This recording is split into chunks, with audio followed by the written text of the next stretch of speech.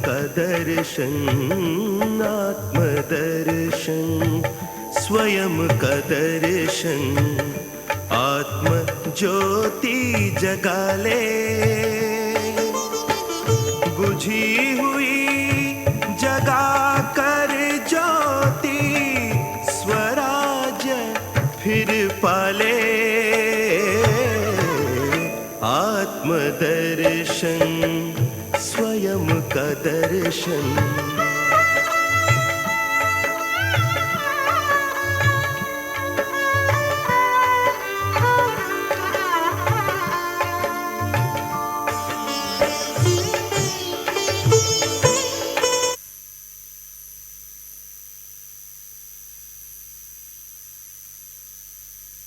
अगर उठ करके भी गए तो बात नहीं करेंगे, बिल्कुल साइलेंस में आकर के तुरंत बैठ जाएंगे।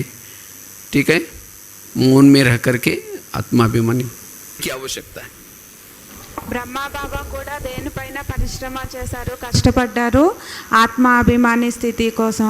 గోడలపైన డైరీలపైన నేను ఆత్మ, జశోద ఆత్మ ఈ విధంగా రాసుకునేటువంటి వాళ్ళు అనమాట. సో ఈ దీంట్లో బాబా కష్టపడ్డారు కాబట్టి బాబా ఏమయ్యారు, నారాయణుడిగా అయ్యారు. అదేవిధంగా మనం కూడా దీంట్లో మనం కష్టపడినట్లయితే మనం దేవతలుగా అవుతాము. जो खुद को भूल जाता है वो खुदा को भूल जाता है, जो खुद की आत्मिक स्मृति को भूल जाता है वो बाबा को भी भूल जाता है। फिर कहते बाबा की याद ही नहीं आती। अगर बाबा की याद नहीं आती इसका मतलब आप कौन से भान में हैं? देह भान में। देह भान वाला अपमान की फीलिंग होगी, सर्दी ज़्यादा लगेगी, गर्मी ज़्यादा लगेगी, मान अपमान निंदा स्तुति में भी वो प्रभावित होगा। और जो देही अभिमानी स्थिति है मान अपमान निंदा स्तुति से भी परे रहेगा। इसलिए आत्मा अभिमानी बनना है। ఎవరు స్వయాన్ని మర్చిపోతారో వాళ్ళు భగవంతుడిని కూడా మర్చిపోతారనమాట. ఖుద్ అంటే స్వయాన్ని మర్చిపోయినటువంటి వాళ్ళు ఖుదాని భగవంతుడిని కూడా మర్చిపోతారు. ఎవరు దేహాభిమానంలో ఉంటారో వాళ్ళు నిందాస్తుతి మాన అవమానాలు అన్నిటికీ కూడా వశమైపోతారు. అంటే ఎండ చలి అన్నిటికీ కూడా వశమైపోతారు. కానీ ఆత్మాభిమానిగా ఉండేటువంటి వాళ్ళు దేనికి కూడా వశం కారు. आत्माभिमानी वाला कर्म योगी बन सकता है, उसका टाइम वेस्ट नहीं जाएगा। जो आत्माभिमानी स्थिति है वो सदा ही कर्म योगी, और उसका बैठक योग भी अच्छा लगेगा, उसको अतीन्द्रिय सुख मिलेगा। और जिसको आत्माभिमानी स्थिति से अतीन्द्रिय सुख मिल जाता है उसकी प्यास बुझ जाती है, उसको कुछ पाने की देखने की कोई तमन्ना नहीं रहेगी। ఆత్మాభిమాని స్థితిలో ఉండేటువంటి వాళ్ళకి ఏ కోరిక ఉండదన్నమాట. ఇది పొందాలి అనేటువంటి కోరికల నుంచి కూడా, అది కావాలి ఇది కావాలి అనేటువంటి కోరికల నుంచి కూడా ముక్తులుగా అయిపోతారు. जिसने जिलेबी खाई उसके सामने मुरमुरा फेंको, अच्छा लगेगा, फीका लगेगा उसको। इसी तरह जिसने आत्माभिमानी स्थिति से अतीन्द्रिय सुख प्राप्त किया उसको ये विकारों का सुख फीका लगेगा, वो उसकी बुद्धि विकारों की तरफ जाएगी नहीं। इसीलिए बाबा कहते बच्चे ये पाठ पक्का करो। ఎవరు జిలేబీ తింటారో వాళ్ళ ముందర మురుమురా వేస్తే ఏమనిపిస్తుంది, సప్పగా ఉంటుంది కదా, జిలేబీ టేస్ట్గా ఉంటుంది. అట్లా ఆత్మాభిమాని స్థితిలో ఉండేటువంటి వాళ్ళ ముందర ఏ కోరికలు కూడా ఉండవు అన్నమాట. అవన్నీ ఫీకా సప్పగా ఉంటాయి, ఏది కూడా ఆకర్షించదు. కాబట్టి ఆత్మాభిమానిగా కండి అంటున్నారు అన్నయ్య. आत्माभिमानी स्थिति में जो रहते हैं उसको किसी की भी कमी कमजोरी दिखाई नहीं पड़ेंगे, सब अच्छे नजर आएंगे। अगर मुझे किसी की कमी दिखाई पड़ते, कमजोरी दिखाई पड़ते, ये मेरा अपना ध्यान है। ఆత్మాభిమానిగా అయ్యేటువంటి వాళ్ళకి ఎవరి బలహీనతలు తక్కువలు ఏమీ కూడా కనిపించవు అన్నమాట. ఒకవేళ కనిపిస్తున్నాయి అంటే దాని అర్థం నేను ఆత్మాభిమానిగా కాలేదు, అందులో ఇంకా వీక్గా ఉన్నానని మనల్ని మనం అర్థం చేసుకోవాలి. जो आत्माभिमानी स्थिति में रहते हैं, आत्माभिमानी स्थिति में रहने वालों के चारों तरफ से गुण और शक्तियां रहेगी। आत्माभिमानी स्थिति बीज है और गुण और शक्तियां उसका फल है। जिन्होंने आत्मा का पाठ पक्का नहीं किया उसको गुणों का भी अनुभव नहीं होगा, शक्तियों का भी अनुभव नहीं होगा। इसीलिए बाबा कहते हैं अगर तुम्हें सहन शक्ति को धारण करना है, दैवी शक्तियों को धारण करना है, गुणों को धारण करना है, आत्मा का पाठ पक्का करो, तब गुण शक्तियां ऑटोमेटिकली आएंगे। ఆత్మ అభిమాని స్థితి బీజం లాంటిది. గుణాలు శక్తులు కూడా దాని నుంచి వచ్చేటువంటి ఫలం. కాబట్టి గుణాలు శక్తులు రావాలి అంటే ఆత్మాభిమాని స్థితి ఉండాలి. సహన శక్తి రావాలి అంటే మొదలు ఆత్మాభిమాని స్థితిని పొందాలి. आत्माभिमानी स्थिति ये पुरुषार्थ का मूल आधार है। आत्माभिमानी वाला ही अंतर्मुखी बन सकता है, एकाग्र हो सकता है। आत्माभिमानी स्थिति वाला सारा दिन देखते हुए भी न देखने की अवस्था रहेगी, वो कहीं भी प्रभावित नहीं होगा, देह भान वाला प्रभावित होता है। इसीलिए बाबा कहते बच्चे आत्माभिमानी होकर रहो। ఆత్మాభిమాని స్థితి పురుషార్థంలో ముఖ్యమైనటువంటిది. ఆత్మాభిమాని స్థితి నుండి అంతర్ముఖత ఏకాగ్రత వస్తుందన్నమాట. కాబట్టి బాబా పదే పదే చెప్తూ ఉంటారు ఆత్మాభిమాని కావాలి అని. जहां आत्माभिमानी स्थिति है वहां रावण आ ही नहीं सकता। रावण वही आता है, वही टच करता है जहां देह भान है। ఆత్మాభిమాని స్థితి ఉన్నట్లయితే రావణుడు రావడానికి కూడా ఛాన్స్ లేదన్నమాట, అవకాశం ఉండదు. రావణుడు ఎప్పుడు వస్తాడు? దేహాభిమానంలో ఉన్నట్లయితే రావణుడు వస్తాడు. सीता के सामने रावण आता है, ये तिली जला करके रख देते, तिली जलाते ही रावण भाग जाता है, वहां उसको टच भी नहीं करता। इसी तरह आज हम रावण के राज्य में रहते हैं, तो रावण मुझे टच ना करे, इसीलिए मुझे ही आत्मा की तिल्ली सदा जला करके रखनी है। అంటే మనం అంత పవర్ఫుల్గా ఉండాలన్నమాట. రావణుడు వచ్చినప్పుడు సీత ఏం చేశారు? తిలిని వెలిగించారనమాట. సో దాన్ని వెలిగించినప్పుడు ఆ సీతని టచ్ కూడా చేయలేకపోయారు. అట్లే మనం కూడా ఆత్మాభిమాని స్థితిలో ఉన్నట్లయితే రావణుడు మనల్ని టచ్ కూడా చేయలేరు. भूत किस घर में रहता है? जिस घर में लाइट नहीं है वहां भूत रहता है। एक भूत आएगा, दूसरा आएगा, तीसरा आएगा, पूरा बंगला वो भूत बंगला बन जाता है।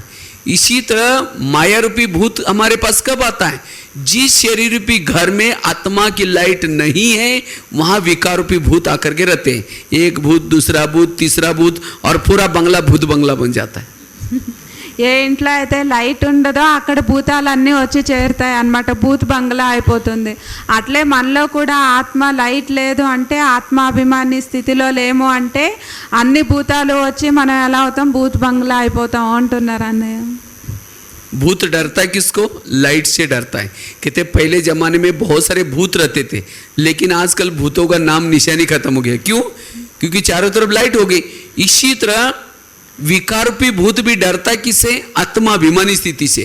इसीलिए आप अपने शरीर में हमेशा आत्मा की लाइट जलाकर रखो, कोई भी विकारूपी भूत नहीं आएगा। భూతాలు లైట్ని చూసి భయపడతాయి అన్నమాట. అందుకే ఇప్పుడు భూతాలు లేవు, ఎందుకంటే అన్ని చోట్ల లైట్ ఉంది కాబట్టి భూతాలు రావట్లేదు. అట్లే మనం కూడా ఆత్మరూపి లైట్ని వెలిగించుకున్నట్లయితే భూతాలన్నీ పంచవికారాలు కూడా భయపడి వెళ్ళిపోతాయి అన్నమాట. కాబట్టి ఫస్ట్ ఆత్మాభిమాని స్థితిలో ఉండాలి. हमारे दो लक्ष्य हैं, एक है संगम का लक्ष्य, दूसरा है सत्युग का लक्ष्य। संगम का लक्ष्य है अशरीरी बनना, विधेयी बनना, बिंदुरूप बनना, बीजरूप बनना, बाप समान, जिसको कहते बाबा बाप समान बनना। और सत्युग का लक्ष्य क्या है?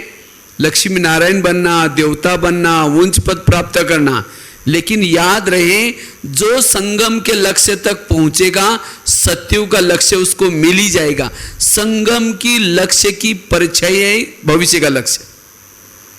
మనకి రెండు లక్ష్యాలు, ఒకటి సంగం యుగం యొక్క లక్ష్యం, ఇంకొకటి సత్యుగం యొక్క లక్ష్యం. సంగం యుగంలో మనం ఏం కావాలి? అశరీరి కావాలి, విదేహి కావాలి, బీజరూప స్థితిని పొందాలి, తండ్రి సమానంగా కావాలి. ఇవన్నీ పొందినట్లే మళ్ళీ సత్యుగం యొక్క లక్ష్యం ఏంటి? దేవతలుగా కావాలి, లక్ష్మీనారాయణలుగా కావాలి. ఇది సత్యుగం యొక్క లక్ష్యం అన్నమాట.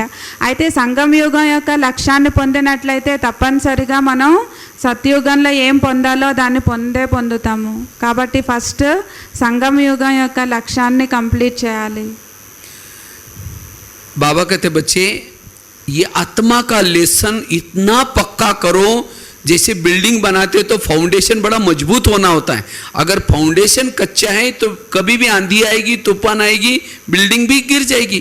इसी तरह अगर मैं विघ्नों में फेल होता हूँ, इसका मतलब मेरा आत्मा का लेसन पक्का नहीं है। इसीलिए कभी काम का भूत कभी गिराता है, कभी क्रोध में आते आते। क्यों? आत्माभिमानी नहीं। जो आत्माभिमानी स्थिति में है उसकी मजबूत बिल्डिंग बनेगी। బిల్డింగ్కి ఏదైతే ఫౌండేషన్ ఉంటుంది కదా, ఫౌండేషన్ స్ట్రాంగ్గా ఉంటే బిల్డింగ్ బాగుంటుంది. అట్లే ఆత్మాభిమాని స్థితి మనకి ఫౌండేషన్ అన్నమాట. ఆ ఫౌండేషన్ సరిగ్గా లేదు అంటే కొన్నిసార్లు వికారాలకి వశమైపోతాం, కామ క్రోధాలకి వశమైపోతాం. అంటే దానికి కారణం ఫౌండేషన్ సరిగ్గా లేదు, గట్టిగా లేదు. అందుకే బాబా చెప్తారు ఫౌండేషన్ గట్టిగా ఉండాలి, ఆత్మాభిమాని స్థితిని పొందాలి అని. बाबा कहते बच्चे जीते जी मर जाओ, तो आप लोग मरे हैं या जिंदे हैं बताओ? బాబా బతికి ఉంటే కూడా చనిపోవాలని చెప్తారు. మీరు అందరూ బతుకున్నారా చనిపోయినారా చెప్పండి అంటున్నారు అన్నయ్య. చనిపోయినాము. क्या మరే హే బోల్ రే. मरे हैं? अच्छा, समझो कोई मरा हुआ व्यक्ति पड़ा है, उसको कोई गाली देंगे, अपमान करेंगे, निंदा करेंगे, बुराई करेंगे या महिमा करेंगे, वो कुछ बोलता है? उसको अपमान करो, निंदा करो, गाली दो, कुछ नहीं बोलता. उसकी महिमा करो तो भी कुछ नहीं बोलता, एकाग्र. इसको कहेंगे मरा हुआ. చనిపోయినటువంటి వాళ్ళకి మనం నిందించిన, అవమానం చేసిన, కొట్టినా తిట్టినా ఏమి ఫీలింగ్స్ ఉండవు. ఏమన్నా ఉంటాయా? మళ్ళీ ఏమన్నా అంటారా? ఏమన్నారు కదా. అట్లే మనం కూడా చనిపోయాము అంటే మనల్ని ఏమన్నా సరే మనకి ఏమీ అనిపించకూడదు. ఆ విధంగా చనిపోవాలి. వాళ్ళకే చనిపోయారు అని చెప్తారు. अगर हमारी कोई निंदा करता है, अपमान करता है, संकल्प चलते, रूठ जाते, फीलिंग आते, इसका मतलब हम जिंदे हैं, तो उसको मरा हुआ थोड़ी कहेंगे. इसीलिए या कभी कभी मरते, कभी कभी जिंदे हो जाते. अगर कोई मरा हुआ व्यक्ति को जला के आओ फिर बाद में वापस घर में आ गया, वो तो डर जाएंगे. इसीलिए हम मर करके जिंदा नहीं हो जाओ, मर जाओ. और जब तक मरेंगे नहीं तब तक जीवन का आनंद नहीं आएगा. इसीलिए अशरीरी बनना, विधेयी बनना अर्थात जीते जी मर जाना, और उसको ही परम धाम दिखाई पड़ेगा, स्वर्ग दिखाई पड़ेगा. బ్రతికి ఉన్నట్లే చనిపోవాలి, వాళ్ళకే స్వర్గం కనబడుతుంది, పరంధామం కనబడుతుంది అంటున్నారు అన్నయ్య. ఎలా చనిపోయినటువంటి వాళ్ళు మళ్ళీ ఇంటికి వస్తే ఏమనిపిస్తుంది? భయం వేస్తుంది కదా. అట్లే మనం కూడా చనిపోయాము అంటే చనిపోయాం, మళ్ళీ అలిగేది, తర్వాత మూడ్ ఆఫ్ అయ్యేది, ఫీలింగ్స్లోకి వచ్చేది, ఇవన్నీ కూడా ఇంకా చనిపోలేదు అని. చనిపోయినటువంటి వాళ్ళకి ఇవన్నీ రావు. इसीलिए बाबा कहते बच्चे ये आत्मा का लेसन क्या कर. आज दादियों ने कौन सा लेसन पक्का किया? एक दिन मैं ऐसे गुलजार दादी के पास गया था, तो दादी को मैंने एक क्वेश्चन पूछा, दादी जी आप लोग अभी क्या पुरुषार्थ करते हैं? तो हमने कहा आप पुरुषार्थ तो नहीं कहेंगे लेकिन कौन सा अटेंशन देते हैं? तो दादी ने एक बहुत अच्छा जवाब दिया. कहते कि मैं जब भी कोई मेरे सामने आ जाए वो अशरीरी बन जाए, मैं ये अटेंशन देती हूँ.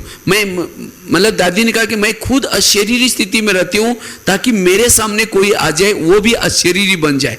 तो देखो आज दादियों भी 77 वर्षों से क्या अभ्यास कर रहे हैं? यही अभ्यास कर रहे हैं. तो यही अभ्यास इस ज्ञान मार्ग का महत्व का है. तो इसीलिए हमें भी क्या करना है? इस लेसन के तरफ ध्यान देना है. यही लेसन हमें कर्मातीत बनाएगा, कर्मेंद्रिय जीत बनाएगा, వికర్మ జీత్ బనాయేగా.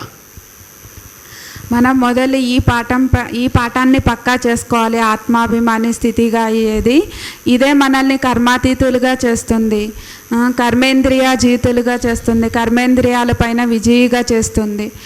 మళ్ళా దాదీని ఒకసారి అడిగారనమాట. అంటే దాది మీరేం పురుషార్థం చేస్తారో అని అడగకూడదు కదా, దేనిపైన అటెన్షన్ పెట్టుకుంటారు అని అన్నయ్య అడిగారు. అప్పుడు దాది ఇదే చెప్పారు, నా ముందర ఎవరు వస్తారో వాళ్ళు అశరీరిగా కావాలి, వాళ్ళు అశరీరిగా కావాలి అంటే మొదలు నేను అశరీరిగా కావాలి, ఈ అటెన్షన్ పెట్టుకుంటాను అని దాది చెప్పారనమాట. इसलिए बाबा भी कहते हैं ना 1 साल के बाद ही मधुवन में आना है, क्योंकि 1 साल तक यहाँ योग लगाने से, आत्माभिमानी बनने से बाबा का अनुभव होगा. आज कई मधुवन में भाई बहनें आते हैं, कहते हैं मुझे आज बाबा का अनुभव करना है. जिन्होंने आत्मा का पाठ पक्का नहीं किया, जब बाबा मिलन के लिए भी आएंगे उसको दादी दिखाई पड़ेंगे, बाबा दिखाई नहीं पड़ेगा. इसीलिए बाबा कहते हैं आत्माभिमानी होकर के जाओ. यहाँ भी जब क्लास में बैठे आत्मा अभिमानी होकर के बैठो तो आनंद आएगा.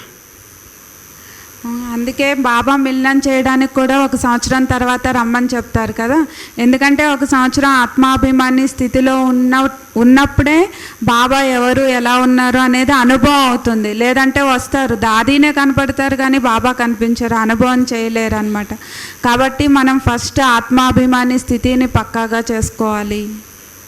सबसे बड़ा विकार है देह भान. सबसे बड़ा काम क्रोध लोग कुछ नहीं है. जहां देह अभिमान आ गया, देह भान माया का प्रवेशता का गेट है. इसीलिए बाबा कहते देहाभिमानी खत्म करो, आत्माभिमानी बनो तो विकार सब खत्म हो जाएंगे. కామ క్రోధాల కంటే మొదలు పెద్ద వికారం దేహాభిమానం. ఎక్కడైతే దేహ బాణం ఉంటుందో అది గేట్, మాయ రావడానికి గేట్ అన్నమాట. అందుకు బాబా చెప్తున్నారు దేహాభిమానాన్ని సమాప్తి చేయండి, ఆత్మాభిమానులుగా కండి. इसीलिए हमें क्या करना है, ये आत्माभिमानी की साधना करने. कई भाई बहन क्या करते हैं, आत्माभिमानी नहीं बनेंगे और कहते सत्ययुग कब आएगा, फिर कृष्ण कब जन्म लेगा, फिर कहेंगे वो उसका स्वयं और कितना साल के बाद होगा, अब विनाश के लिए कितना टाइम है. वेस्ट ऑफ टाइम है ये हमारा पढ़ाई का टॉपिक नहीं है.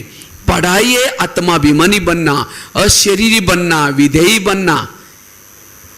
ఆత్మాభిమానిగా అయ్యేకి బదులుగా ఈ ప్రశ్నలన్నీ అడుగుతూ ఉంటారు అనమాట. వినాశనం ఎప్పుడు వస్తుంది, కృష్ణుడు ఎప్పుడు పుడతాడు, ఇదంతా ఎలా జరుగుతుంది, అన్ని ప్రశ్నలు అడుగుతారు. కానీ ఇది మనకు సంబంధం లేదు. మనం ఫస్ట్ ఆత్మాభిమానులుగా కావాలి, ఫస్ట్ దీనిపైన అటెన్షన్ పెట్టుకోవాలి. अगर कोई कॉलेज का बच्चा किताब सामने लेकर के बोलता है, पढ़ाई करने के बजाय सोच रहे हैं मैं अभी पढ़ाई पढ़ूंगा, पास हो जाऊंगा, फिर शादी करूंगा, फिर गाड़ी लूंगा, फिर ये करूंगा, मकान बांधूंगा, फिर घूमने के लिए जाऊंगा, अगर पत्नी कहना नहीं मानते उसको मारूंगा, यही सोचता रहता है. पढ़ाई नहीं कर रहा है, पढ़ाई में फेल हो गया, उसकी सब प्लान कैंसिल हो जाएंगी. इसी तरह में हमने अशरीरी बनने के बजाय, विधेयी बनने के बजाय, विनाश कब होने वाला है, ये कब होने वाला है, वो तो होने वाला हो ही जाएगा, लेकिन आपकी स्थिति क्या होगी. इसीलिए बाबा कहते बच्चे ये अशरीरी बनो, विधेयी बनो, बिंदुरूप बनो, बीजरूप बनो. ये अभ्यास, ये हमारी पढ़ाई का टॉपिक है. కాలేజీకి వెళ్ళేటువంటి వాళ్ళు ఒకవేళ పుస్తకం ముందర పెట్టుకొని నేను పాస్ అవుతాను, అదవుతాను, ఇదవుతాను, తర్వాత ఈ బండి తీసుకుంటాను, పెళ్లి చేసుకుంటాను, భార్య చెప్పిన మాట వినకపోతే కొడతాను, ఇవన్నీ ఊహించుకుంటూ ఉంటారు అనమాట. ఇవన్నీ ఊహించుకుంటూ టైం పాస్ అయిపోతుంది, ఎగ్జామ్లో ఫెయిల్ అయిపోతారు. అప్పుడు ఏం ఊహించుకున్నారో అవన్నీ పొందగలరా? పొందలేరు కదా. అట్లానే మనం టాపిక్ వదిలేసి మన ఆత్మాభిమానిగా అయ్యేదంతా వదిలేసి ఏం చేస్తాము, వినాశనం ఎప్పుడవుతుంది, ఏం జరగాలో జరిగిపోతుంది, ఏం అవ్వాలో అది అవుతుంది. కానీ మనం అలా ఊహించుకుంటూ ఏం జరుగుతుందో అని ఆలోచిస్తూ మనం ఏం పొందాలో దాన్ని పోగొట్టుకుంటాము. अशरीरी स्थिति में रहने वाला एवर रेडी है. वो कभी भी विनाश हो जाए, कुछ भी हो जाए, वो तैयार बैठा है, एवर रेडी. उसको लगेगा नहीं कि विनाश अभी नहीं होना चाहिए. इसीलिए बाबा कहते बच्चे अशरीरी बनो, अशरीरी स्थिति वाला सदा एवर रेडी है. అశరీరీ స్థితిని అనుభవం చేసేటువంటి వాళ్ళు సదా ఎవర్ రెడీగా ఉంటారు, ఏం జరిగినా కూడా ఎవర్ రెడీగా ఉంటారు. కాబట్టి బాబా చెప్తారు సదా అశరీరీగా కండి. बीती को बिंदी वही लगा सकता है जो बिंदु स्वरूप में रहता है. जो बिंदी में नहीं रहता वो बीती को बिंदी भी नहीं लगा सकता. ఎవరు బిందు స్వరూపంలో ఉంటారో వాళ్ళు గడిచిపోయిన దానికి బిందు పెడతారు, ఫుల్ స్టాప్ పెడతారు. ఎవరు బిందు స్వరూపంలో ఉండరో వాళ్ళు బిందు పెట్టడానికి కూడా సాధ్యం కాదు. वास्तव में मैंने भी इस ज्ञान में आया. लास्ट में मैं अपनी स्टोरी सुनाऊंगा कैसे कैसे ज्ञान में आया. मैं तो बहुत एक साधारण गांव का, मैंने कोई शास्त्र पढ़ने नहीं, ग्रंथ पढ़े नहीं, कुछ भी नहीं है. एकदम गांव में एक गरीब परिस्थिति में ज्ञान में निकला. लेकिन मैंने इस ज्ञान में आत्मा के ऊपर बहुत मेहनत की और जिस मेहनत के कारण आज बाबा ने मधुबन निवासी बनाया. इतना ही नहीं, आज बहुत सारी सेवाएं की. तो इसीलिए अगर आत्मा अभिमानी बनेंगे आप भी इस ज्ञान मार्ग में बहुत आगे जा सकते हैं. आपका मनोबल मजबूत होगा, आपको विनाश का भी डर नहीं लगेगा. इसीलिए ये आत्मा का लेसन पक्का करने की जरूरत है.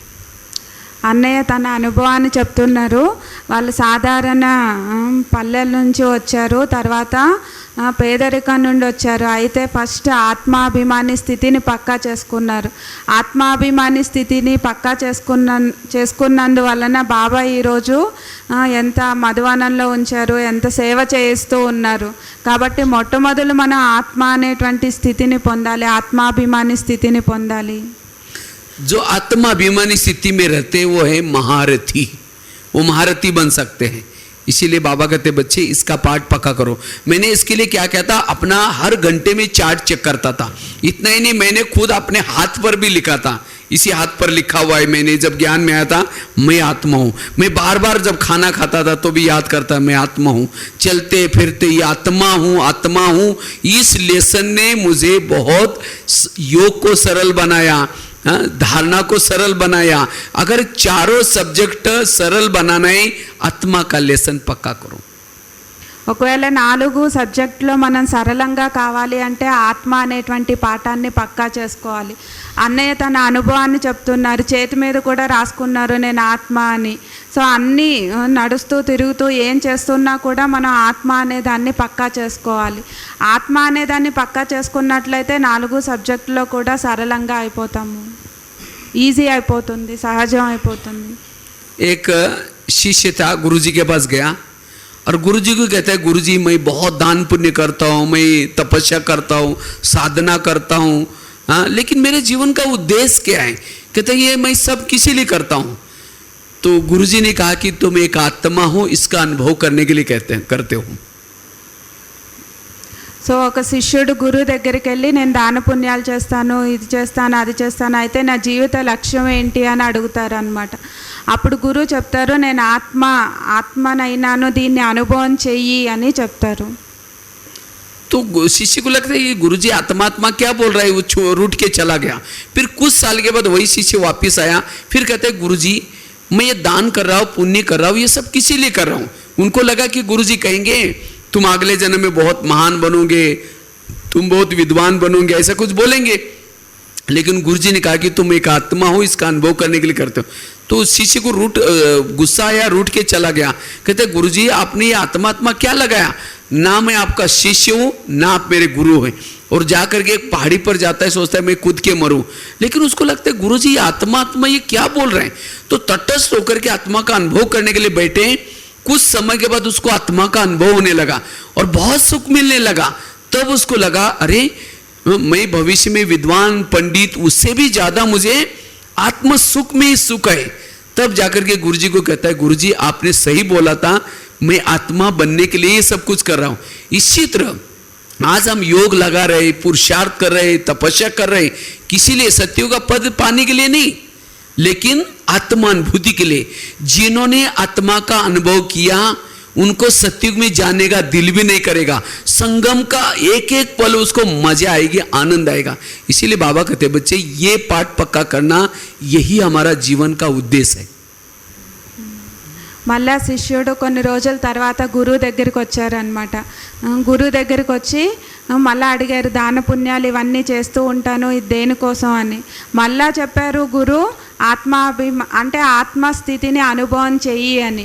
మళ్ళా అలిగి కోపం చేసుకొని ఏంటి గురు ఎప్పుడు ఆత్మస్థితిని అనుభవం చెయ్యి, ఆత్మ ఆత్మ అని చెప్తారు అని చెప్పి అలిగి కోపం చేసుకొని వెళ్ళిపోతారు అనమాట. అంటే శిష్యుడు ఏం ఎక్స్పెక్ట్ చేస్తున్నారు అంటే నువ్వు భవిష్యత్తులో నువ్వు విద్వాన్ అవుతావు, ఇలా అవుతావు, అలా అవుతావు అని చెప్తారేమో అని ఆశిస్తూ ఉన్నారు. కానీ ఆ విధంగా చెప్పలేదు కదా, ఆత్మస్థితిని అనుభవం చేయి అని చెప్పారు. కాబట్టి వెళ్ళిపోతాడనమాట. వెళ్ళిపోయి చనిపోదాం అనుకుంటాడు. కానీ ఆత్మస్థితిని ఎందుకు గురువు ఇలా చెప్తున్నారు, ఆత్మస్థితిని అనుభవం చేయమని అని చెప్పి కూర్చొని తపస్సు చేసినట్లుగా కూర్చొని అనుభవం చేస్తారనమాట. అప్పుడు ఆత్మ అనుభూతి కలుగుతుంది. ఆ అనుభూతి ద్వారా అనుకుంటారు గురువు ఎందుకు చెప్పారు అని. భవిష్యత్తులో విద్వాన్ అవుతాను, ఏమవుతానో తెలియదు, దానికంటే సుఖం ఎక్కడుంది, ఆత్మ అవ్వడంలో ఉంది అని అర్థం చేసుకుంటారు అనమాట. అలానే మనం కూడా భవిష్యత్తులో మనం దేవత అవుతాం, స్వర్గంలోకి వెళ్తాం, అది కాదు. కానీ సంగమ యుగంలో మనం ఏం పురుషార్థం చేస్తామో దాని అర్థం ఏంటి, ఆత్మస్థితిని అనుభవం చేసేది. కాబట్టి మొదలు మనం ఆత్మస్థితిని అనుభవం చేయాలి. आज मेरे 4 सब्जेक्ट अच्छे हैं, मेरा योग बहुत अच्छा लगता है, मेरा ज्ञान बहुत अच्छा है, मैं रोज मुरलियां बहुत अच्छी सुनता हूँ, मैंने मेरे जीवन में पवित्रता की, ब्रह्मचर्य की सब धारणा है, मैंने बहुत सारी सेवा किया। अगर आपके चारों सब्जेक्ट अच्छे हैं, उसकी निशानी आत्माभिमानी स्थिति। अगर आप आत्माभिमानी नहीं, आपका योग ज्ञान का टॉपिक भी ठीक नहीं है, आपकी ज्ञान के आपके पास कमी है, आपका पास योग बल भी नहीं है। अगर योग बल अच्छा है, आत्माभिमानी बनना चाहिए। आज आपने धारणाएं की, पवित्रता की धारणा, खान पान की धारणा, ये सब किसी लिए है? आत्माभिमानी बनने के लिए। सेवा किसी लिए है? आत्माभिमानी बनने के लिए। इसीलिए जिन्होंने चारों सब्जेक्ट को परफेक्ट बनाया वो निरंतर अशरीरी बनेंगे। इससे ब्रह्मा बाबा ये चारों सब्जेक्ट को अच्छा बना करके आत्माभिमानी बन करके पंछी उड़ गया, शक्तिशाली बन जाता है वो। इसीलिए हमें आत्माभिमानी बनने के लिए ये चारों सब्जेक्ट का ध्यान देना है। ఆత్మ అభిమాని అవ్వాలి అంటే 4 సబ్జెక్టుల పైన అటెన్షన్ పెట్టాలి. నేను చాలా జ్ఞానాన్ని తెలుసుకున్నాను, యోగం చేస్తాను, పవిత్రంగా ఉన్నాను, అన్ని ధారణ చేస్తాను అనుకుంటే సరిపోదు. కానీ మనం యోగం బాగుంది అంటే దానికి మూల ఆధారం ఆత్మ అభిమాని స్థితి. మన జ్ఞానం మంచిగా ఉంది, జ్ఞానాన్ని ధారణ చేసుకోవాలి అంటే ఆత్మాభిమాని స్థితి. బ్రహ్మబాబా ఉదాహరణ చెప్తూ ఉన్నారు అన్నయ్య. బ్రహ్మబాబా 4 సబ్జెక్టులో పర్ఫెక్ట్ అయ్యారు, ఆత్మాభిమాని అయ్యి పక్షి ఎగురుకొని వెళ్ళిపోయారు అన్నమాట. అట్లా మనం కూడా మొట్టమొదలు 4 సబ్జెక్టులు పర్ఫెక్ట్గా కావాలి అంటే మూల ఆధారం ఆత్మాభిమాని స్థితిని పొందాలి. आत्माभिमानी स्थिति मायाजीत बनने का ब्रह्मास्त्र है। जिसके पास ये ब्रह्मास्त्र है, माया उसके पास नहीं आ सकती। इसलिए हमें इस पाठ को क्या करना है? पक्का करना है। लेकिन हम आत्माभिमानी कैसे बने उसके ऊपर थोड़ी सी चर्चा करते हैं। ये अभी आपको महत्व गिनाया, आत्माभिमानी स्थिति का कितना महत्व है, लेकिन इस स्थिति का हम अनुभव कैसे करें, ये प्रैक्टिकल एक 6-7 युक्तियां है, वो आपको सुनाते। మాయాజీతులుగా కావాలంటే బ్రహ్మాస్త్రం ఆత్మాభిమాని స్థితి.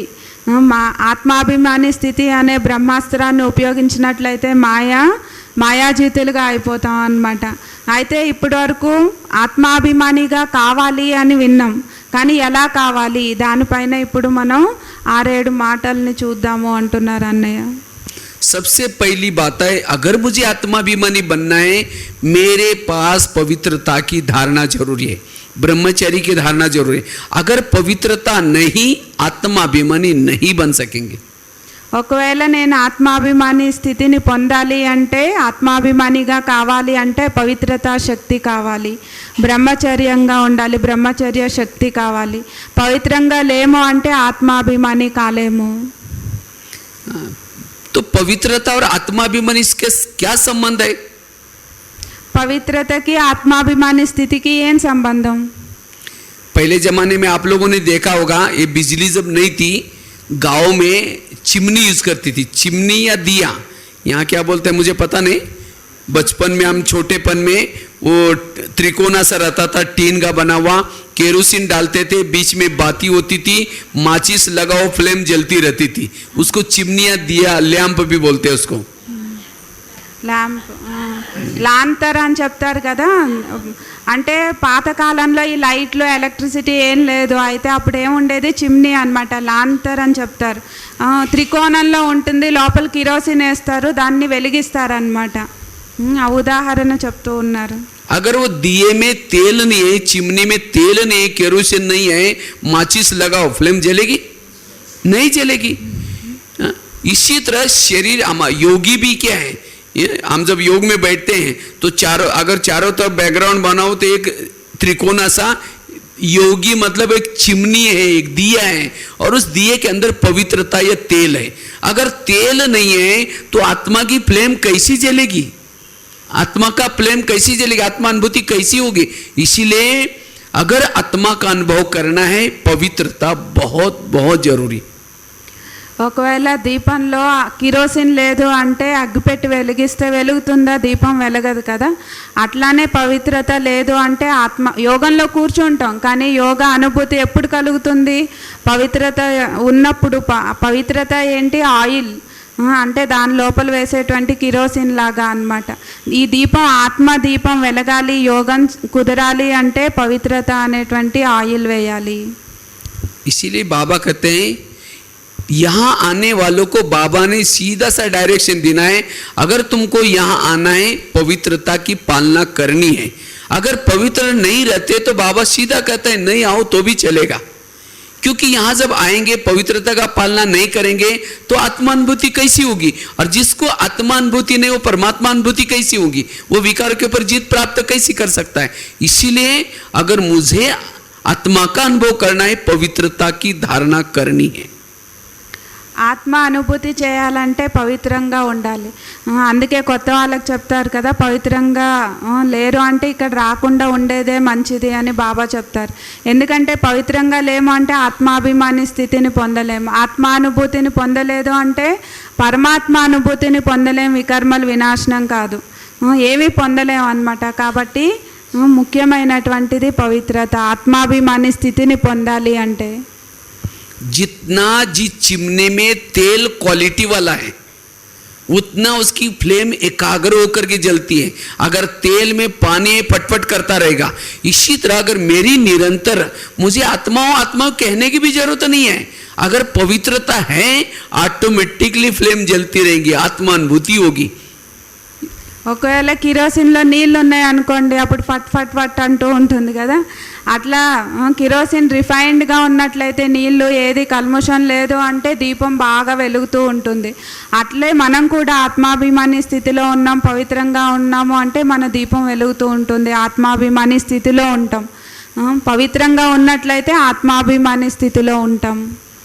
इसलिए अगर मेरी आत्मा अभिमानी स्थिति नहीं है तो पवित्रता की कहीं ना कहीं लीकेज हो रहे, चाहे मनसा के द्वारा, वाचा से, दृष्टि से, वृत्ति से, स्थूल रूप में भी कहीं जा रहे। चेक करो और उस लीकेज को बंद करो, तब आत्मा अनुभूति कर पाएंगे। ఆత్మాభిమాని స్థితి లేదు అంటే పవిత్రత లీకేజ్ అవుతూ ఉంది. అందుకే మనస, వాచ, వృత్తి, దృష్టి ఎక్కడో ఒక చోట లీకేజ్ ఉంది. కాబట్టి ఈ లీకేజ్ని చెక్ చేసుకొని కవర్ చేసుకోవాలి, పవిత్రంగా ఉండాలి. అప్పుడు ఆత్మాభిమాని స్థితిని పొందగలము. अच्छा, चिमनी में तेल है, दिए में तेल है, लेकिन बीच में बाती नहीं है, माचिस लगाऊं फ्लेम जलेगी? तेल है लेकिन बाती नहीं तो भी वो दीपक नहीं जलेगा। అంటే ఇప్పుడు కిరోసిన్ ఉంది, తర్వాత దాని చుట్టూ ఉంటుంది కదా, గాలి తగలకుండా గ్లాస్ ఉంటుంది. ఆ గ్లాస్ లేదు అంటే అగ్గిపెట్టి వెలిగిస్తే వెలుగుతుందా? దీపం వెలగదు కదా. అట్లే तो इसी तरह हमारे शरीर में पवित्रता है लेकिन स्मृति रूपी बाती नहीं है, हम स्मृति में नहीं रहते। बाबा क्यों कहते बच्चे मन और बुद्धि मेरे में लगाओ, क्योंकि जितना मन बुद्धि बाबा में लगाएंगे हमारी पवित्रता की जो ऊर्जा है वो ऊपर चलेगी, आत्मा तक जाएगी, उसे दीपक जलेगा। वो फ्लेम क्यों जलते हैं? क्योंकि तेल बाती के थ्रू ऊपर जाता है फ्लेम के पास, इसे जलती है। इसी तरह आत्मा का भोजन है पवित्रता, और वो ऊपर तक पहुंचाने के लिए स्मृति की बाती चाहिए। అంటే స్మృతి అనేటువంటి గ్లాస్ అన్నమాట, దాని చుట్టూ ఉండాలి, స్మృతి ఉండాలి. స్మృతి లేదంటే కూడా, అంటే గ్లాస్ లేకపోతే దీపం వెలగదు, అలానే మనకి స్మృతి లేదు అంటే దీపం వెలగదు. సో మనలో పవిత్రత శక్తి ఎలాంటిది అంటే పూర్తి పవిత్రత శక్తి అనేటువంటి కిరోసిన్ నుండి ఆ గ్లాసు చుట్టూ ఉండేటువంటి స్మృతి అన్నమాట. స్మృతి నుంచి, పవిత్రత నుంచి ఆత్మ యొక్క దీపం వెలుగుతుంది. जिसकी मन बुद्धि परम धाम में है, जिसकी मन बुद्धि परम धाम में है उसकी ऊर्जा ऊपर चलेगी, जिसको आध्यात्मिक भाषा में भी कहते हैं ऊर्ध्वगामी।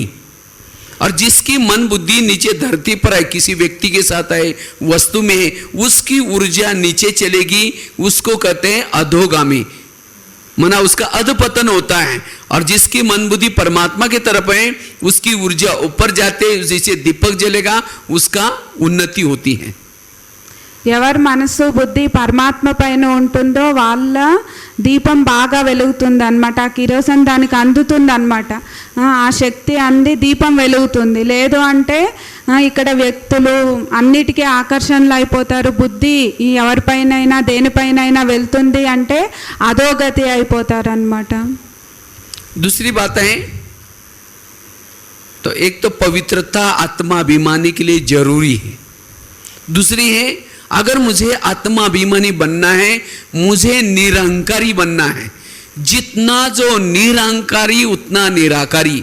अगर मेरे को निराकारी स्थिति का अनुभव नहीं होता, इसका मतलब मेरे में कोई ना कोई अभिमान है। अभिमान वालों के संकल्प चलते हैं, और जिसके संकल्प ज्यादा चलते हैं वो कभी भी निराकारी स्थिति की अनुभूति नहीं कर पाता। इसलिए निरंकारी बनो, तब निराकारी बनेंगे। ఆత్మ అభిమాని స్థితిని అనుభవం చేయాలంటే ఒకటి పవిత్రత, రెండోది నిరహంకారి. నిరహంకారిగా ఉన్నట్లయితే నిరాకారి స్థితిని అనుభవం చేయగలం. నిరాకారి స్థితి అనుభవం కావట్లేదు అంటే ఏదో ఒక అభిమానంలో ఉన్నాము, నిరహంకారిగా కాలేదు అని దాని అర్థం. कभी भी कर्तापन का भान ना आए। बाबा कराता है, बाबा मेरे साथ में, बाबा बाबा निकले, कभी भी मैं नहीं निकले। मैं करते करेंगे, निराकारी नहीं रह सकते।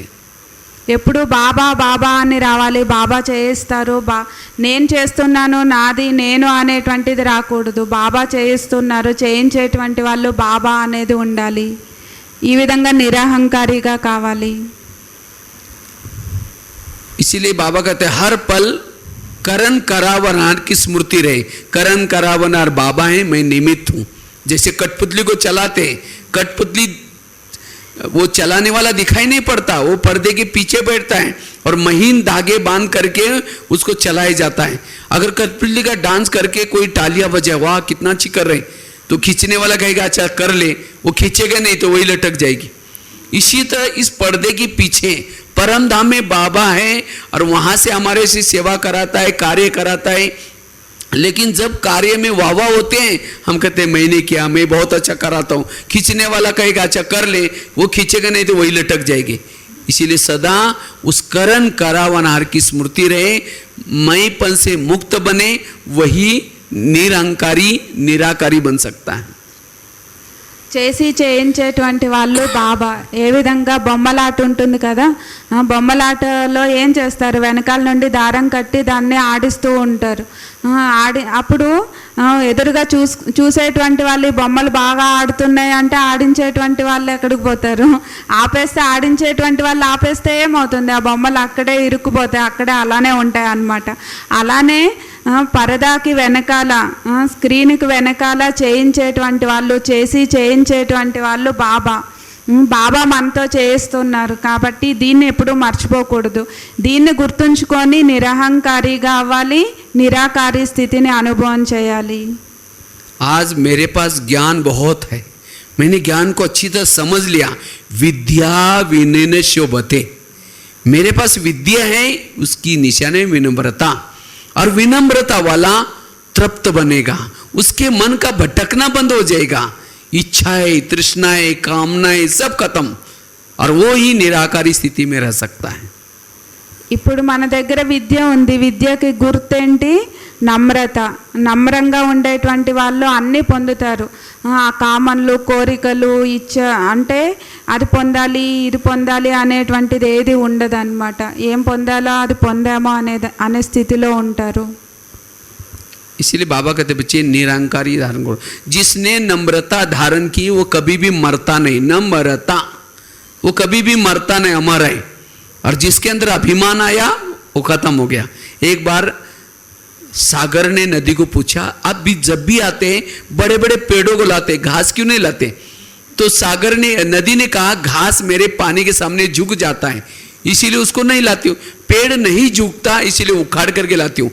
तो जो जीवन में अकड़ करके चलता है वो उखड़ जाता है, और जो झुक करके रहता है वो टिक करके रहता है। इसीलिए नम्रता जरूरी है. నమ్రత అంటే ఎప్పుడు చనిపోనటువంటి వాళ్ళు అన్నమాట. నమ్రత అంటే మర్తా నహి అంటే చనిపోనటువంటి వాళ్ళు. అహంకారంలోకి రావడము అంటే చనిపోవడం. ఎప్పుడు మనం వంగి ఉంటామో అప్పుడు నమ్రంగా ఉంటామో, ఎప్పుడు చనిపోము. అహంకారంలోకి వస్తాము అంటే చనిపోతాము. इसलिए निरंकार बाबा ब्रह्म शिव बाबा कितना निरंकारी है, सब कुछ करता है, सब कुछ करके अपने आप को छिपा दिया। सब कुछ करता है लेकिन कहता है बच्चे मैं कुछ नहीं करता हूं, ये तो सब ड्रामा मेरे से कराता है, ये मैं कुछ नहीं। कितना निरंकारी, इसलिए वो निराकारी स्थिति में है। बाबा निरंकारी है इसलिए निराकारी है। ये ब्रह्मा बाबा कितना निरंकारी, हमारी दादियाँ देखो कितनी निरंकारी। इसीलिए इस ज्ञान मार्ग में अगर हमें निराकारी स्थिति का अनुभव करना है तो हमें भी निरंकारी बनने की जरूरत है। సో నిరహంకారి శివబాబా ఎంత నిరహంకారి, అన్నీ చేసి కూడా తనని తాను దాచిపెట్టుకుంటారనమాట. అట్లా ఎంత నిరహంకారినో అందుకే శివబాబా నిరాకారిగా ఉన్నారు. మరి తర్వాత బ్రహ్మబాబా ఎంత నిరహంకారి, దాదీలు కూడా ఎంత నిరహంకారి. ఎవరు నిరహంకారిగా ఉంటారో వాళ్ళు నిరాకారి స్థితిని అనుభవం చేయగలరు. अभिमान वालों से बाबा भी दूर रहता है। रावण के पास ज्ञानी था, समझदार था, प्रॉपर्टी थी, लेकिन एक अभिमान था, इसलिए फेल हो गया। इसीलिए बाबा कहते हैं अगर मैं ज्ञानी बनने के बाद, समझदार बनने के बाद अगर मेरे अंदर अभिमान है, अभिमान वाला खोखला है, वो कुछ नहीं कर पाएगा। इसीलिए बाबा कहते बच्चे निरहंकारी बनो, निराकारी बनेंगे। అభిమానం ఉంటే ఫెయిల్ అయిపోతాము, నిరహంకారిగా ఉంటే నిరాకారి స్థితిని అనుభవం చేయగలుగుతాం. మన దగ్గర ఎంతో జ్ఞానం ఉంది, బుద్ధివంతులుగా ఉన్నాము, అన్నీ ఉన్నాయి, కానీ అన్నీ ఉన్నాయనే అభిమానం ఉంటే అక్కడ ఫెయిల్ అయిపోతాం అన్నమాట. కాబట్టి నిరహంకారిగా కావాలి. इसलिए इसके बिना हम निराकारी स्थिति का अनुभव नहीं कर पाएंगे। इसीलिए बाबा कहते बच्चे चेक करो मेरे अंदर निरहंकारी स्थिति है। तो कैसा पता चलेगा? अगर कोई आपको अपमान फीलिंग होता नहीं, निंदा फीलिंग नहीं होता, तो समझो कि आपके अंदर कौन सा गुण है? निरहंकारी। तो इसलिए निरहंकारी बनना है। మనకి నిరాకారి స్థితి అనుభవం కావడం లేదు అంటే మనల్ని మనం చెక్ చేసుకోవాలి, నిరహంకారిగా అయ్యానా లేదా అని. కాబట్టి నిరాకారి స్థితి అనుభవం అవుతుంది అంటే నేను నిరహంకారిగా ఉన్నాను అని. जिसको मैपन होगा, मैपन एक प्रकार की पूछ है। जब तक इस ब्राह्मण अभिमान के पूछ को आग नहीं लगाएंगे तब तक ये लंका जलने वाली नहीं है। అంటే నేను అనేటువంటి అభిమానం తోక లాంటిది అన్నమాట. ఎప్పుడైతే ఈ తోకని మనం వెలిగించమో కాల్చమో అప్పుడు ఈ లంకని మనం కాల్చలేమో అని. నేను అనేటువంటి అభిమానాన్ని కాల్చినట్లయితే ఈ లంకని మనం కాల్చగలము. जिन्होंने मैपन के पूछ को नहीं काटा वो सत्युग में नहीं जाएंगे, सब त्रेता में जाएंगे। अगर अभिमान है आपके अंदर, आप सत्युग में नो एंट्री, त्रेता में जाएंगे। क्यों? क्योंकि त्रेता में जितने भी बंदर है राम के साथ में सबको पूछ है पीछे। गोप गोपिका को किसी को पूछ, एक भी गोपिका और गोप को किसी को पूछ नहीं, क्योंकि निरहंकारी है। तो इसीलिए अगर सत्युग में जाना है निरहंकारी बनो। ఎవరు నేను అనేటువంటి అభిమానం ఈ తోకని కాల్చరో వాళ్ళు సత్యుగంలోకి రారు అంటున్నారు అన్నయ్య. ఎందుకంటే గోపికలకి తోకలు ఉన్నాయా? లేవు కదా.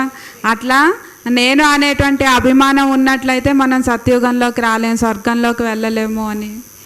और जो अभिमान वाला होगा उसको फिर भोग तो लगेगा, लेकिन किसका भोग लगेगा? देवी क्या मांग रहे? मैं मांग रहे बकरा, बकरी वाली देवी, पूरनपोली वाली देवी नहीं होगी। फिर जो निरहंकार है उसको पूरनपोली का मीठा भोग लगेगा, और जो अभिमान वाला उसको मैं का। इसीलिए निरहंकारी उतना निराकारी, और निरहंकारी वाला हर जगह पर हर एक के साथ एडजस्ट करेगा। इसीलिए ये पुरुषार्थ करना है ताकि आत्माभिमानी बन सकेंगे। నేను నేను మై అని ఎవరైతే అంటారో వాళ్ళకి దేవతలకి మై అనేటువంటిది అంటే మేకని వాటిని బలి ఇస్తారనమాట. ఎవరు నేను అనేది వదిలేస్తారో వాళ్ళకి స్వీట్స్ భోగు పెడతారనమాట. కాబట్టి నేను అనేటువంటి అభిమానాన్ని వదిలేయాలి. दूसरी बात है, तीसरी बात है, पहली बात बताई अगर आत्माभिमानी बनना है पवित्रता की धारणा, दूसरी बात बताई निरहंकारी स्थिति, तीसरी बात है अगर मुझे आत्माभिमानी बनना है उसके लिए आत्मा के जो 7 गुण है, शांत स्वरूप, आनंद स्वरूप, शक्ति स्वरूप, प्रेम स्वरूप, सुख स्वरूप, जो 7 गुण है, इस 7 गुण को जितना बढ़ाएंगे उतना आप आत्माभिमानी बन सकेंगे। ఆత్మాభిమాని అవడానికి 2 విషయాలు చెప్పారు. ఒకటి పవిత్రత, ఇంకొకటి నిరహంకారి స్థితి. మూడోది ఆత్మలో ఏదైతే 7 గుణాలు ఉన్నాయి, శాంతి స్వరూపం, సుఖ స్వరూపం, ఆనంద స్వరూపం, ఇలా ఈ గుణాల్ని మనం వృద్ధి చేసుకున్నట్లయితే మనం ఆత్మాభిమాని కాగలము. इसलिए मैंने शुरू में सप्ताह के 7 दिन थे तो हर दिन में एक एक गुण को एडजस्ट किया था। सोमवार के दिन शांत स्वरूप में रहना है, मंगलवार के दिन आनंद में रहना है, बुधवार के दिन शक्तिशाली स्थिति में रहना है। मैं शक्ति स्वरूप हूँ, मुझे सर्वशक्तिवान मिला है, मैं शक्ति सागर की संतान हूँ। ऐसी ऐसी बातें जो याद करें जिसे शक्ति मिल जाए। और जितना शक्ति को बढ़ाएंगे उतना आप आत्माभिमानी बनेंगे, जितना आनंद को बढ़ाएंगे आत्माभिमानी बनेंगे, जितना शांत स्वरूप को बढ़ाएंगे आत्माभिमानी। इसीलिए ये 7 गुणों का जो अभ्यास करेगा आत्माभिमानी बनेगा। అందుకే 7 రోజులకి 7 గుణాలు. సోమవారం శాంత స్వరూపాత్మని, తర్వాత మంగళవారం ఆనంద స్వరూపాత్మని, బుధవారం నేను శక్తిశాలి ఆత్మని, సర్వశక్తివంత తండ్రి నా జతలో ఉన్నారు, సర్వశక్తివంత అంటే శక్తిశాలి ఆత్మనైనాను. ఈ విధంగా 7 గుణాలు మనలో నింపుకున్నట్లయితే మన ఆత్మాభిమాని స్థితిని పొందగలము. चौथी बात है, अगर आत्माभिमानी बनना है उसके लिए व्यर्थ संकल्प से मुक्त बनो। आत्मा कोई चीज नहीं है, आत्मा एक ऊर्जा है। अगर इस ऊर्जा का अनुभव करना है व्यर्थों से मुक्त बनो। ना वैसे तो हम लोगों ने पहले क्लास में चर्चा तो की व्यर्थों से कैसे मुक्त बनना है, ड्रामा का ज्ञान, कर्मों का ज्ञान, निगेटिव को पॉजिटिव बनाए, ये सब बातों से व्यर्थों से मुक्त बनेंगे। और जो व्यर्थों से मुक्त है वो आत्माभिमानी बन सकेंगे। 4వ విషయం వ్యర్థం నుండి ముక్తులుగా కావాలి. ఏదైతే మనం ఈరోజు చూసాం వ్యర్థం నుండి ముక్తులుగా అవ్వడానికి ఏం చూసాము, అనేక విషయాలు చెప్పారు కదా అన్నయ్య. నెగిటివ్ నుంచి పాజిటివ్గా కావాలి, విఘ్న వినాశకులుగా కావాలి, ఇవన్నీ కూడా చెప్పారు. సో వీటన్నిటిని ధారణ చేసి వ్యర్థం నుండి ముక్తులుగా అయినట్లయితే మనం ఆత్మాభిమానులుగా కాగలం. तो जिन्होंने व्यर्थों के लीकेज को बंद किया वो आत्माभिमान। आत्मा एक ऊर्जा है, जितना पॉजिटिव संकल्प, कम संकल्प चलाएंगे उतना इस ऊर्जा का अनुभव कर सकेंगे। इसीलिए हमें क्या करना है, व्यर्थों से मुक्त बनना है। ఎంత మనం నెగిటివ్ సంకల్పాలని మళ్ళా సంకల్పాలని కూడా తక్కువగా చేస్తామో అంత ఆత్మ అనుభూతి స్థితిని పొందగలం. కాబట్టి వ్యర్థం నుంచి ముక్తులుగా అయినట్లయితే మనం ఆత్మాభిమాని స్థితిని పొందగలుగుతాము. 5वीं बात है सोमानों के अभ्यास।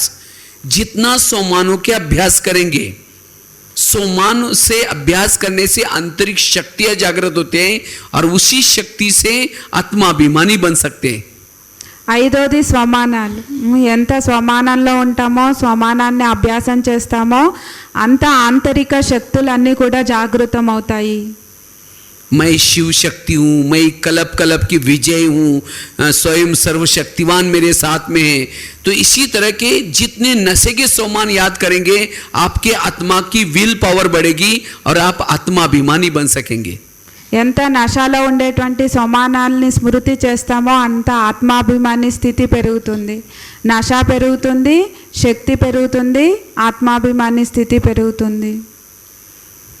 6ठी बात है, अगर आत्माभिमानी बनना है उसके लिए योग यथार्थ करो। जो योग यथार्थ करता है वही आत्माभिमानी बनता है। अगर योग करने के बाद मेरी आत्माभिमानी स्थिति नहीं, तो जब भी आप योग में बैठे थे वो योग ठीक नहीं था। योग मन भटक रही थी, बुद्धि भटक रही थी। जिसका योग ठीक नहीं लगता वो आत्माभिमानी नहीं बन सकते. 6వ విషయము యోగం. ఎవరికైతే యోగం యథార్థంగా ఉంటుందో వాళ్ళ ఆత్మాభిమాని స్థితిలో ఉంటారు. యోగం అయిన తర్వాత మన ఆత్మాభిమానిగా లేము అంటే యోగం కుదరలేదు అని, మనసు బుద్ధి అక్కడ ఇక్కడ తిరుగుతుంది అని. ఎవరు యథార్థమైనటువంటి యోగం చేస్తారో వాళ్ళు యోగం అయిన తర్వాత కూడా ఆత్మాభిమాని స్థితిలో ఉంటారు. कल तो हम वैसे तो ये टॉपिक खास लेने वाले हैं, यथार्थ योग किसको कहते हैं, जिस योग से हम आत्मानुभूति करें। वो तो अलग से टॉपिक है। तो कहने का मतलब हमें योग यथार्थ करना है ताकि हम आत्माभिमानी बन जाए. రేపు ఈ టాపిక్ తీసుకుంటారు అన్నయ్య. యథార్థ యోగం ఎలా చేయాలి, యథార్థ యోగం అంటే ఏంటి అనే దానిపైన రేపు చెప్తారు. 7वीं बात है, अगर आत्माभिमानी स्थिति में रहना है, आत्मा का अनुभव करना है, अमृत वेला का योग जरूरी है. जिसका अमृत वेला का योग आंखें खोल करके बाबा से रुरवान करते हुए भी अमृत वेला जो सफल कराता है, मुरली ठीक ढंग से सुनता है, एकाग्र होकर के सुनता है और मुरली से पहले योग करता है। जिन्होंने अमृत वाला योग किया, क्लास के पहले आधा घंटा योग किया और मुरली एकाग्र होकर के सुनी, ये 3 बातों से वो आत्मा में उसके बल आएगा, शक्ति आएगी, वो आत्माभिमानी बन सकता है। ఏడో విషయం అన్నయ్య చెప్తూ ఉన్నారు, అమృతవేళ యోగం. అమృతవేళ కళ్ళు తెరిచి పవర్ఫుల్గా యోగం చేసేది. ఎవరైతే అమృతవేళ యోగం చేస్తారో, క్లాస్ వింటారో, క్లాస్ కంటే ముందర అరగంట యోగం చేస్తారో, వాళ్ళు ఈ 3 విషయాలు చేసేటువంటి వాళ్ళకి ఆత్మలో బలాన్ని నింపుకోవచ్చు. బలం నిండుతుంది, శక్తి వస్తుంది, వాళ్ళు ఆత్మాభిమాని స్థితిని పొందగలరు. और लास्ट की बात है, वैसे तो बहुत सारी बातें हैं, लेकिन मैंने ये खुद अनुभव किए हैं। इन बातों से मेरी आत्मा की अनुभूति होने लगी। तो इसी तरह अगर आप ये बातें अपने ये प्रैक्टिकल बातें हैं, अगर ये बातें नहीं है, केवल आत्माओं कहते रहेंगे और पवित्रता नहीं है, एक टांग पर आप कितने दिन भी खड़े रहो, आत्मा का अनुभव नहीं होगा। इसीलिए आत्मा का अनुभव करने के लिए ये 6-7 जो बातें आपको बताई, ये प्रैक्टिकल है। ఇలా చెప్తే అనేక విషయాలు ఉంటాయి, కానీ మనం నేను ఆత్మ అనుకొని నిలబడితే మన ఆత్మాభిమాని స్థితిని పొందలేము. ఈ 6-7 మాటలు అన్నీ ఏదైతే చెప్తారో ఇవన్నీ మనం ధారణ చేసినట్లయితే ఆత్మాభిమాని స్థితిని పొందగలము. एक मैंने जो बताया था, 9वीं बात है, मैंने अपने जीवन में आत्माभिमानी बनने के लिए एक बहुत सुंदर एक विजन अभ्यास किया था। उस विजन ने मुझे आत्माभिमानी बनने के लिए बहुत मदद की। वो विजन आपके साथ भी शेयर करते हैं। ఒక విజన్ ఆత్మాభిమాని స్థితిగా అవ్వడానికి చాలా సహయోగం ఇస్తుంది. అన్నయ్య ఆ విజన్ ఏంటి అని మనతో షేర్ చేసుకుంటారు. जैसे बाबा ने पहले मुरली में कहा था, मतलब बाबा ने जब हम 7 दिन का कोर्स किया, पहला लेसन में बाबा ने बोला, ये शरीर आपकी गाड़ी है, आत्मा उसका ड्राइवर है। जैसे लौकिक में भी गाड़ी का ड्राइवर क्या करता है, सारा दिन गाड़ी घुमा फिरा करके रात को उसको गैरेज में लगाता है, और गैरेज में लगा करके गाड़ी के अंदर नहीं सोता, सोने के लिए अपने घर में जाता है। इसी तरह शरीर गाड़ी है, आत्मा उसका ड्राइवर है। तो हमें भी शरीर रूपी गाड़ी को क्या करना है, सारा दिन घुमा फिरा करके रात को उसको गैरेज में लगना है। गैरेज क्या है, बेड है इस शरीर रूपी गाड़ी का गैरेज। जैसे वो ड्राइवर लॉक करता है, कवर ढकता है, इसी तरह हमें भी शरीर रूपी गाड़ी को गैरेज में रखना है, बेड पर रखना है। बेडशीट कंबल कुछ डाल दिया, गाड़ी को नमस्ते करो और सोने के लिए कहाँ जाओ, परम धाम, अव्यक्त वतन, क्योंकि हमारा माँ बाप ऊपर रहता है। जैसे वो ड्राइवर गाड़ी को लगाता है, लॉक करता है, कवर ढक करके सीढ़ी से या लिफ्ट से जाता है और अपने फ्लैट का दरवाजा टक टक करता है, मम्मी दरवाजे खोलते हैं, मम्मी को समाचार सुना करके खाना खा के सो जाता है। तो हमें भी ऊपर जाकर के अव्यक्त वतन का दरवाजा बेल बजाई, ब्रह्मा माँ ने दरवाजा खोला और समाचार सुना दो, आज बहुत अच्छी कमाई की, हाँ बहुत अच्छा ये हुआ। और फिर बाबा से दृष्टि लेकर के तकिया पर सिर रखते, समझे ब्रह्मा बाबा की गोदी में सो रहे।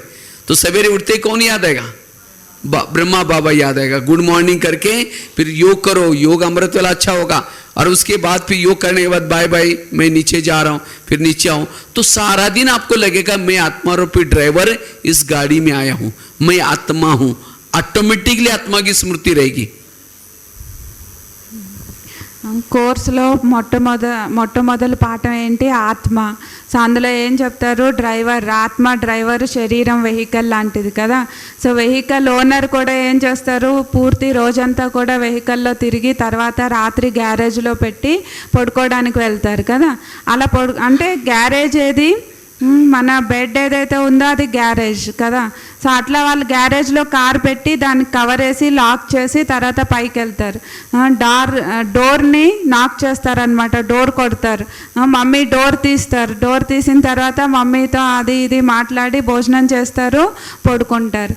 అట్లానే మనం కూడా ఈ శరీర రూపీ కార్ని గ్యారేజ్లో పెట్టి, అంటే ఈ బెడ్ పైన పెడతాం, కానీ మనం ఎక్కడికి వెళ్ళాలి, పరంధామానికి వెళ్ళాలి, అవ్యక్త వతనానికి వెళ్ళాలి. తర్వాత మనం డోర్ కొట్టినట్లయితే బ్రహ్మబాబా డోర్ తీస్తారనమాట. బ్రహ్మబాబాకి సమాచారం అంతా చెప్పి తర్వాత గుడ్ నైట్ చెప్పి ఒడిలో పడుకోవాలి. తర్వాత మళ్ళా మార్నింగ్ లేచిన తర్వాత గుడ్ మార్నింగ్ చెప్పి అక్కడి నుంచి మళ్ళా నేను శరీర రూపీ అంటే ఈ గ్యారేజ్ వెహికల్లోకి మళ్ళా వస్తూ ఉన్నాను అని సంకల్పం చేయాలి. అప్పుడు పూర్తి మనం డిటాచ్గా ఉంటాము. రోజంతా కూడా ఆటోమేటిక్గా స్మృతి ఉంటుంది అంటున్నారు అన్నయ్య. क्योंकि ये शरीर कैसा बना हुआ है, हमें किसी का भी शरीर आकर्षित ना हो जाए. आत्माभिमानी है. जैसे दुनिया में जो मूर्तियां बनाते, कैसे बनाते हैं? हाँ, दुर्गा गणपति, ये जो मूर्तियां बनाते हैं, बांस को छिलते हैं और बांस को ढांचा बनाते हैं.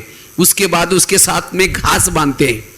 घास बांध करके उसके ऊपर कीचड़ जो मिट्टी है उसको लगाते हैं घास के साथ. अगर वो घास ना होगा तो मिट्टी उस बांस के साथ चिपकेगी नहीं, नीचे गिर जाएगी. इसीलिए घास बांधा जाता है. और फिर जब मिट्टी लगा दी, कीचड़ लगा दिया, उसके ऊपर फिर बाद में आकार बना करके पेंटिंग करते हैं. पेंटिंग करके क्या करते हैं, ऊपर से कपड़े पहने थे, हो गई मूर्ति. इसी तरह मनुष्य भी कैसा बना है, अंदर हड्डियां हैं. हड्डियां मतलब बांस, और उसके ऊपर नसें हैं.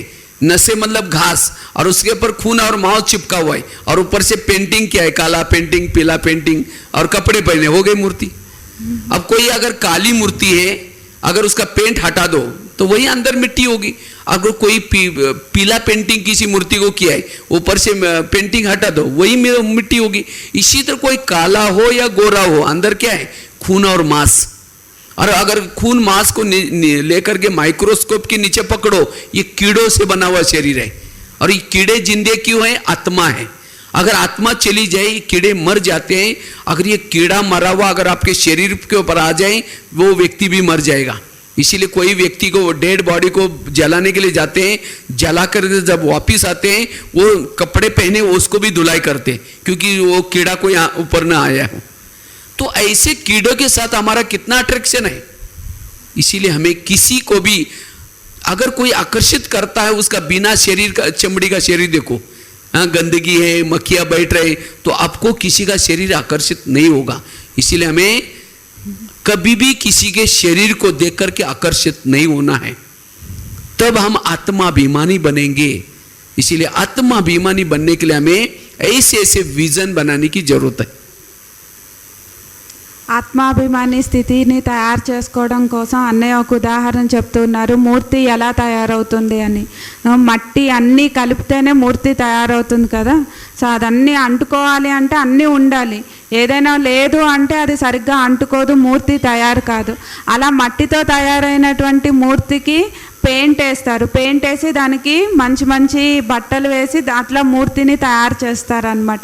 అలానే మన శరీరం కూడా, మన శరీరం లోపల ఉండేటువంటిది రక్త మాంసాలు. దాంట్లో కూడా ఏమున్నాయి, క్రిములు ఉన్నాయన్నమాట. మనం ఈ చర్మం లేకుండా చూసినట్లయితే ఇది రక్త మాంసాలతో కూడినటువంటిది. దీనికి క్రిములు కూడా చాలా క్రిములు ఉంటాయి అన్నమాట. అందుకే ఎవరైనా చనిపోతారు అనుకోండి, లోపల ఆత్మ వెళ్ళిపోతుంది, లోపల ఉండేటువంటి క్రిములు కీటకాలు కూడా చనిపోతాయి. అదేనా మనం ఎవరైనా చనిపోయినటువంటి వాళ్ళని చూస్తాము అంటే ఏం చేస్తారు, మళ్ళీ వచ్చి వేసుకున్నటువంటి బట్టలను కూడా ఉతికేస్తారు, స్నానం చేస్తారు కదా. సో ఆ క్రిములు వచ్చి వీటిని చంపేస్తాయి అనేటువంటి భావంతో. సో అందుకే ఎవరిపైనైనా ఆకర్షణ అవుతాము అంటే ఈ దృశ్యాన్ని మనం ముందరికి తెచ్చుకోవాలి. వాళ్ళు నల్లగా ఉన్నా తెల్లగా ఉన్నా వాళ్ళు లోపల ఉండేటువంటిది రక్త మాంసాలు, క్రిములు, ఇదే, ఇంకేమీ లేదు. అందుకే ఏ ఆకర్షణలోకి రాకూడదు. ఈ దేహం అంటేనే ఇది అని మనం తెలుసుకోవాలి.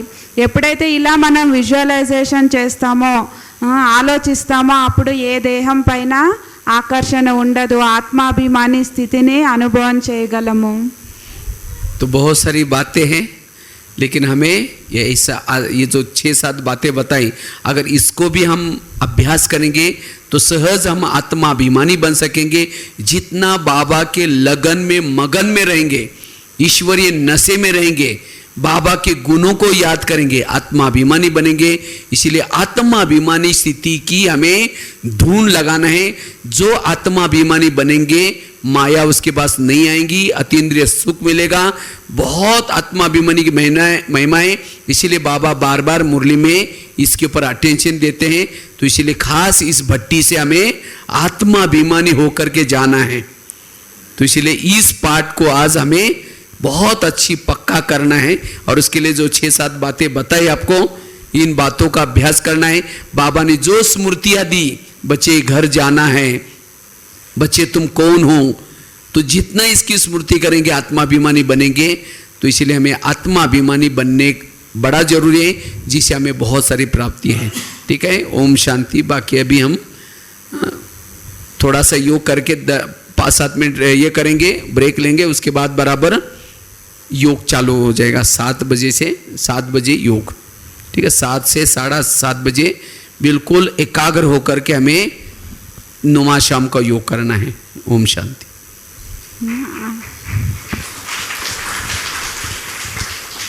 ఇప్పుడు యోగం ఉంటుంది, తర్వాత అంటే అన్నయ్య ఆత్మాభిమాని స్థితిని పొందడానికి 6-7 మాటలు చెప్పారా. అయితే ఇలా చాలా మాటలు ఉన్నాయి, ఇవన్నీ ప్రాక్టీస్ చేసినట్లయితే మన ఆత్మాభిమాని స్థితిని పొందగలము. ఇప్పుడు కాసేపు యోగం చేసి తర్వాత 7 గంటల నుంచి 7:30 వరకు యోగం ఉంటుంది. ఓం శాంతి.